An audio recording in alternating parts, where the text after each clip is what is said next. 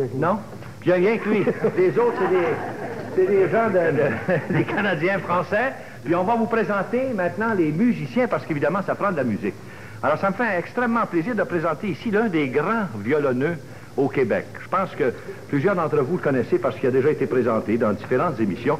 Et pour nous, c'est extrêmement agréable de l'avoir ce soir à notre émission Soirée canadienne. On en est très fiers et on le remercie d'avoir accompagné le groupe. C'est M. Paul-Émile Gosselin. Gosselin, bonsoir. Et nous avons à côté de lui, pour jouer la guitare, M. René Nadeau. Alors, on va entendre ce soir de la très bonne musique avec les danseurs de M. Murphy. Allez-y donc, en avant la musique.